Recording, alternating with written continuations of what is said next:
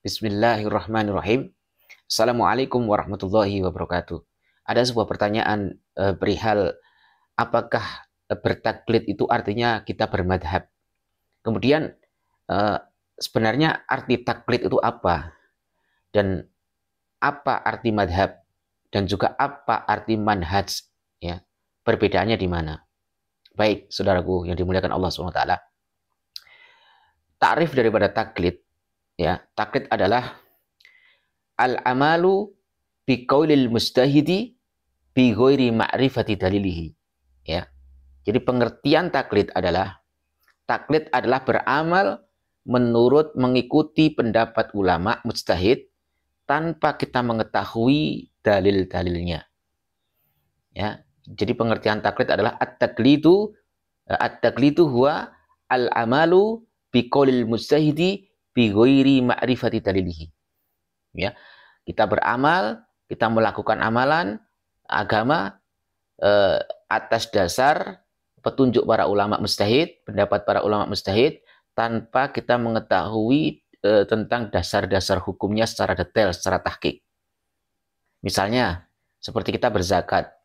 Ya, seperti yang diajarkan guru-guru kita, tapi kita berzakat seperti apa, zakat fitrah seperti apa, kemudian kita sholat, kita berwudu, kita sehari-hari melakukan itu. Tetapi kalau kita ditanya, banyak juga yang kalau ditanya tentang mana dalilnya tentang kewajiban sholat, tidak semua bisa menjawab.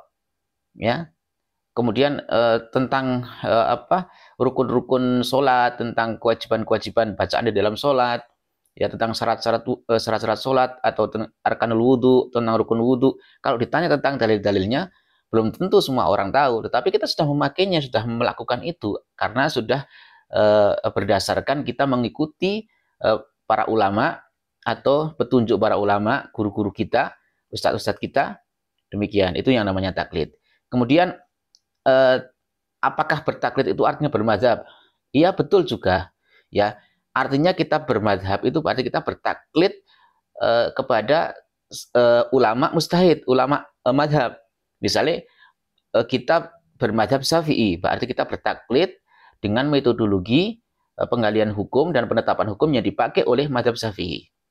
Ya, kemudian arti madhab itu apa? Madhab artinya adalah dari kata madhaba. Ya, madhaba artinya madhab itu metodologi.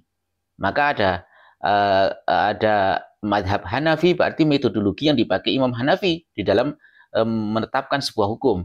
Ya, kemudian ada madhab Maliki, berarti metodologi yang dipakai oleh Imam Malik di dalam menetapkan sebuah hukum. Begitu juga dengan madhab Syafi'i, begitu juga dengan madhab Hambali. Makanya ulama mujtahid ini, ulama madhab ini disebut sebagai imamul madhab.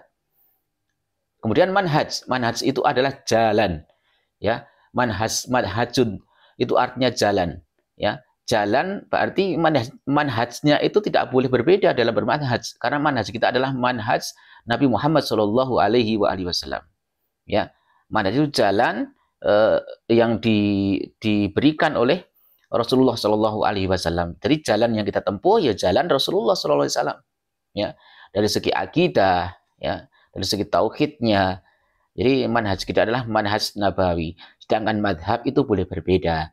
Karena madhab itu adalah metodologi di dalam penggalian hukum, ya. Kemudian di dalam penetapan hukum itu namanya madhab. Sedangkan metodologi dalam penggalian hukum itu namanya usul fikih, ya.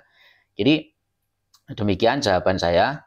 Kemudian tadi pertanyaannya, oke, yang taklid sudah ya, tentang pengertian taklid. Taklid adalah melakukan amalan menurut petunjuk para ulama, pendapat ulama mujtahid, ya, bukan ulama sembarangan, bukan ulama-ulama yang asal ngomong, tetapi ulama yang mujtahid yang sudah konsensus diakui dunia seperti mazhab 4, ya.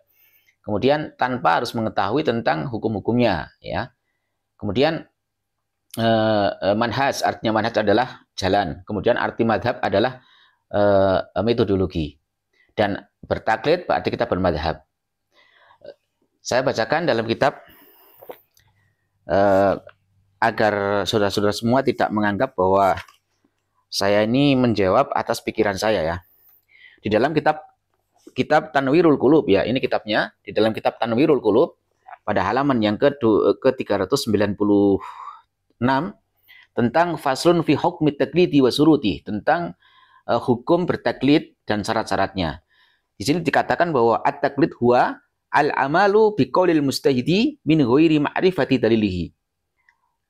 Taklid adalah beramal atas dasar ucapan seorang mustahid, ulama mustahid, pendapat ulama mustahid min ghairi ma'rifati dalilihi, tanpa harus kita mengetahui tentang dalil-dalilnya secara tahqiq, secara detail.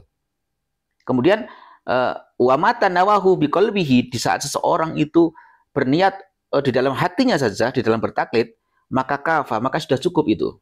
Jadi tidak perlu kita mengucapkan, ya, tidak perlu kita mendeklarasikan, cukup di dalam hati niat saya bertaklid kepada ulama, kepada salah satu mazhab, itu sudah cukup. Wa ilam yantik bihi wa huwa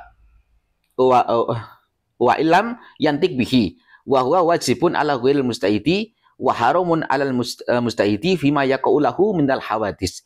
Jadi bertaklid itu wajib bagi orang-orang yang memang tidak memiliki kemampuan di dalam melakukan ijtihad, ya, yang tidak memiliki kemampuan, tidak memiliki beberapa disiplin ilmu di dalam penggalian hukum, maka wajib hukumnya bertaklid, ya. Tetapi haram bagi orang yang memiliki kemampuan untuk ijtihad, ya, di dalam fi ma yaqau lahu minal hawadis, di dalam hal-hal atau persoalan-persoalan waqi'iyah yang terjadi yang baru, ya. Kemudian wa yatakhayyaru asahsu ibtida'an fi taklidi ay madhhabin minal madhahibi al-arba'ati. Kemudian kita diperbolehkan untuk memilih, untuk mengikuti atau bertaklid kepada salah satu madhab 4, ya. Kemudian setelah kita bertaklid kepada salah satu madhab 4 itu, apakah kita wajib untuk al-istimrar, untuk menetap pada satu madhab saja? Tidak. Berarti artinya kita boleh untuk berpindah madhab, kita boleh untuk berganti madhab, ya.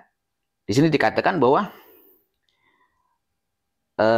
summa ba'da taklidhi li ay madhabin yajuzu lahu al-intiqalu minhu ila madhabin akhar. Setelah seseorang bertaklid pada satu madhab, yajuzu, diperbolehkan bagi seseorang itu untuk al-intiqal, untuk berpindah dari madhab sebelumnya ke madhab yang lain, ya. Baik itu sawaun intaqala dawaman aw fi ba'dil ahkam, baik itu dia pindahnya itu secara dawam, secara terus-menerus, ya, itu diperbolehkan, atau hanya di dalam waktu-waktu tertentu, kondisi-kondisi tertentu. Au fi ba'dil ahkami, atau kita hanya bertaklid pada sebagian hukum saja, ya. Walau li ghairi hajatin, walaupun tanpa ada hajat, ya, itu diperbolehkan. Itu adalah pendapat ulama yang muktamad, adal mu'tamadi, netepi ing atase kol kang kena den gawe tetanggenan. Maksudnya menurut pendapat ulama yang muktamad, yang bisa dijadikan sebagai pegangan dan rujukan. Demikian jawaban saya, semoga bermanfaat. Wallahu a'lam bishawab.